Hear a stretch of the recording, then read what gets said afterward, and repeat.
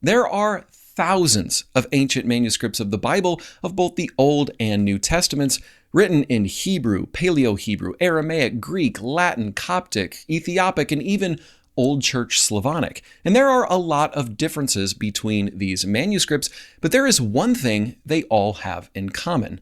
None of them, and yes, I mean none of them, have chapters or verse numbers. And as a matter of fact, ancient biblical manuscripts didn't even have spaces between the words until the Middle Ages. They had something called scriptio continua, or continuous script. So how on earth did our Bibles go from this to this? Let's break it down. First, what's the deal with there being no spaces between the words? Well, in the ancient world, writing material like papyrus, parchment, and vellum were expensive and time-consuming to produce, so saving space in your manuscript meant saving time and money. Plus, eliminating space between words allowed for smaller scrolls and codices, which saved space in scriptoriums and libraries as well. This wasn't just for biblical manuscripts. All writing in the ancient world was like this. Every now and then, we would see some ancient mechanism attempting to separate out the words, but nothing ever really caught on. This can be seen in a non-biblical Hebrew inscription called the Mesha stele, which was written in the 9th century BC, and as you can see, it used little dots called interpuncts to separate words. But even this is still considered scriptio continua, and like I said, it never really caught on. It wasn't until the 7th and 8th centuries AD that spaces between words appeared in some Irish and Anglo-Saxon Bibles. And in the East, Greek Bible manuscripts did not regularly space words until even later, around the 9th and 10th centuries AD. The oldest surviving complete Bible with both Old and New Testament that utilized word division is a Latin Vulgate text from Britain called Codex Amiatinus. This massive Bible was produced at a monastery in Northumbria, completed in 716 AD. For almost 1,000 years of biblical history, the only advancements we had in our manuscript tradition was spaces between words. Still no chapter numbers and no universally recognized verse numbers either. As you can probably imagine, chapter divisions happened before verse divisions. At least this is clearly the case when it comes to the New Testament. For the Old Testament, this is partially true, and we'll talk more about this in a moment, but for now, let's focus on chapter divisions. Chapter division came to both the Old and New Testaments at the same time, created by the same guy in the year 1205 AD. Now, the story of how these chapters came about is actually quite interesting because for a long time, people weren't totally sure who added these chapter numbers to the Bible.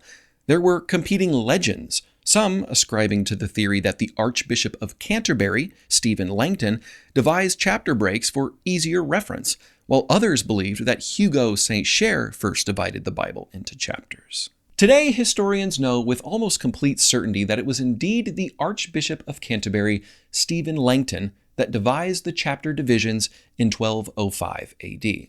Why exactly he did it and how he did it is still slightly mysterious. What we do know is before Stephen Langton was the Archbishop of Canterbury, he was a magistri, which basically means he was a professor of theology in Paris.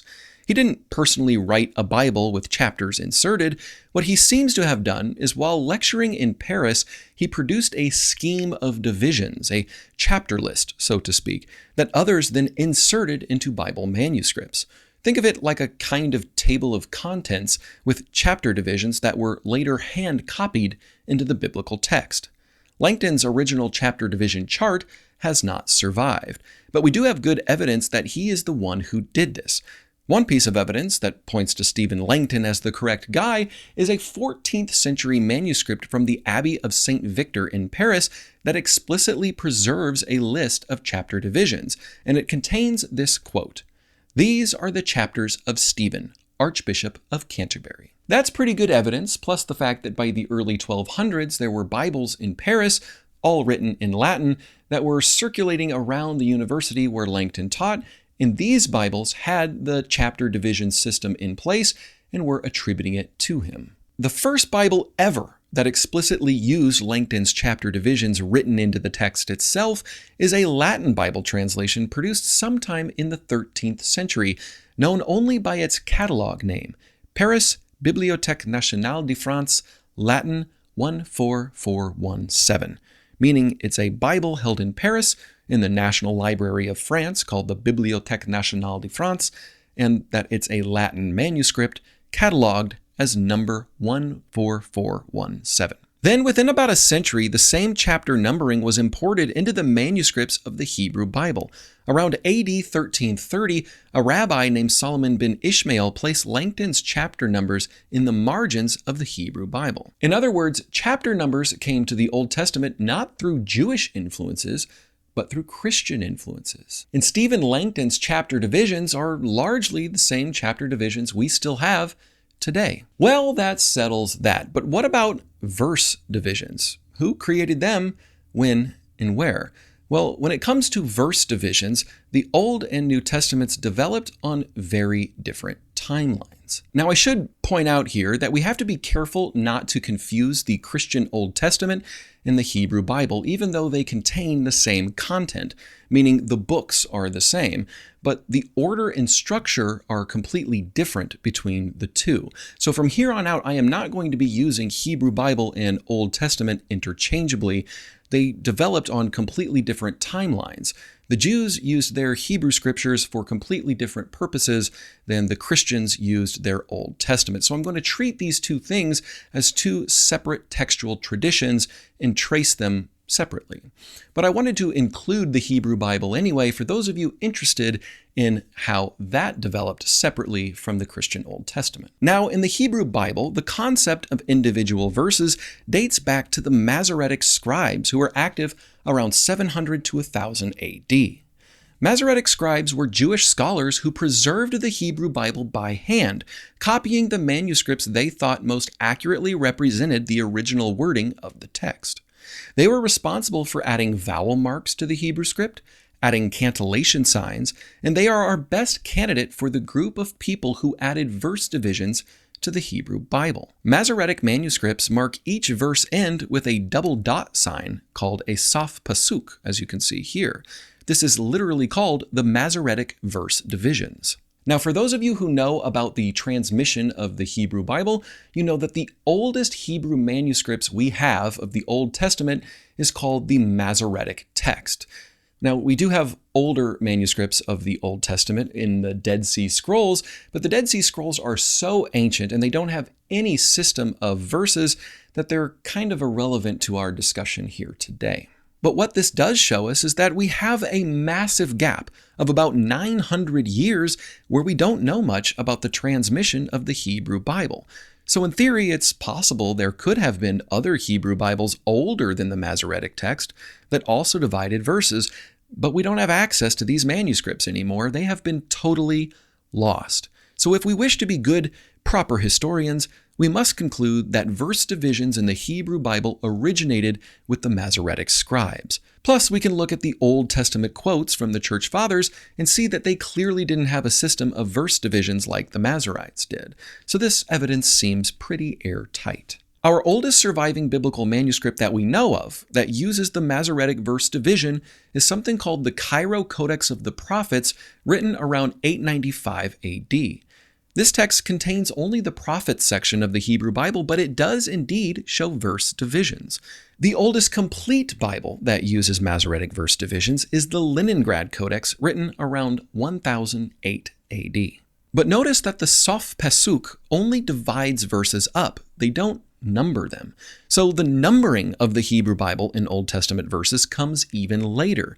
There is a poorly documented claim that a rabbi named Mordecai Nathan was the first to divide the entire Hebrew Bible into numbered verses around the year 1448. But whether or not this is a historical fact is up in the air and hotly debated among historians. So let's get into some hard evidence here. The first ever printed Hebrew Bible to include verse numbers is the Bomberg Rabbinic Hebrew Bible, produced around 1524. But this Bible printed verse numbers in the margins of the Bible and was largely there as a scholarly aid, not intended for everyday Jewish readers. It wasn't until Joseph Atheias in 1661, when he published the Amsterdam Atheias edition of the Hebrew Bible, that verse numbers were printed directly into the text so readers could easily see them as part of the Hebrew Bible itself. This was likely done simply because it was already being done in Christian Bibles, as we'll soon see. Now, the Christian Old Testament specifically followed a very different path from that of the Hebrew Bible. And in the Christian Bible, it was actually the New Testament that got verses first. The key figure in New Testament verse numbers is the famous Persian printer Robert Eston, also known as Robertus Stephanus. In 1551, Stephanus published a Greek New Testament in which each chapter was split into small numbered verses. This version of the Bible is often called the Editio Regia, or Royal Edition. This was the first Bible edition with the modern verse system and was the first ever Bible that included both chapter and verse numbers in the New Testament. But it was only the New Testament. It wasn't until 4 years later when Stephanus produced a Latin Vulgate edition of the entire Bible in 1555 when the Old Testament and New Testaments both got chapter and verse numbers. So how and why did Stephanus use verse divisions in his editions of the Greek New Testament and his Latin Vulgate edition of the entire Bible? Well, we know he used the Masoretic verse divisions that were already in place at the time for the Old Testament, so that work was already done for him. He simply decided that the verses should be numbered and placed within the text itself, not just in the margins like other Bible producers had done decades before him. The Greek New Testament verse numbers, however, he divided and numbered by himself, which, if you've ever read the New Testament, you can see that some of the verses seem to be almost arbitrarily placed. As a matter of fact, Stephanus' son reportedly claimed that his father did much of this work on horseback while traveling, giving our verse breaks sometimes seemingly random positions in the text. It seems Stephanus was more interested in reference convenience than literary or theological flow. So yeah, his New Testament verse divisions might seem random at times, but he actually did have a system for why he divided them the way he did. Stephanus' scheme of numbered verses quickly became standard, and the influential Geneva Bible, this bad boy produced in 1560, became the first ever English Bible to use numbered verses, and pretty much every Protestant, Catholic, and Orthodox Bible since has followed suit. So the next time you crack open a modern English Bible, remember that without the Archbishop of Canterbury, Stephen Langton, you would have no idea what chapter you were reading. And without the Masoretic scribes and the work of Robertus Stephanus on his tedious horseback journeys, we would have no idea what verses we were reading. But what do you think? Without these pioneers of biblical history, do you think we'd still be reading the Bible as one big continuous text, only to be broken up by different books? Or do you think someone would have inevitably come along and divided things up for us anyway?